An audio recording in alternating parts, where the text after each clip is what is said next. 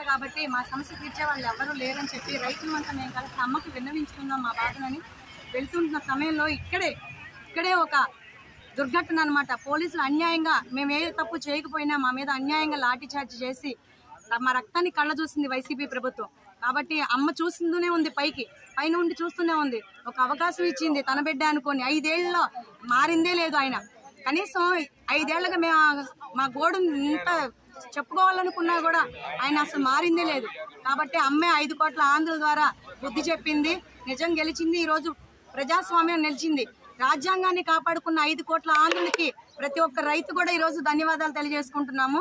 అలాగే వీరందరికీ ఆ అవకాశం కల్పించినటువంటి అమ్మకు కూడా ఓటు వేయాలి అనే ఆలోచన అమ్మ కల్పించింది. కాబట్టి ప్రతి ఒక్కరిని ఇబ్బంది పెట్టింది వైసీపీ ప్రభుత్వం. కాబట్టి అమ్మ పైనుండి చూసుకుంది, ఈరోజు నిజం గెలిచింది. ఎవరు ఏ తప్పు చేసినా తప్పక శిక్షింపబడతారనేది వైసీపీ ప్రభుత్వం చూసిన తెలుసుకోవాలి. ఎందుకంటే ఎంత రైతులని కాకుండా అన్ని వర్గాల వారిని ఎంత దమనకాండ చేసిందో, ఎవరు గొంతెత్తి ప్రశ్నిస్తే వారిని అణిచివేయాలని చెప్పి చూసింది. ఎంత అమానుషంగా మా రక్తాన్ని కళ్ళ చూసిందో ఈరోజు అమ్మకి తెలుసు. కాబట్టి అమ్మ బుద్ధి చెప్పింది.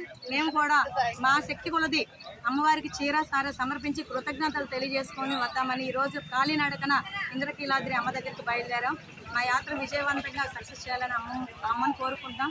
అలాగే 5 కోట్ల ఆంధ్రులు కూడా మరొకసారి రైతులందరి తరపున ధన్యవాదాలు తెలియజేసుకుంటున్నాం. జై అమ్మ.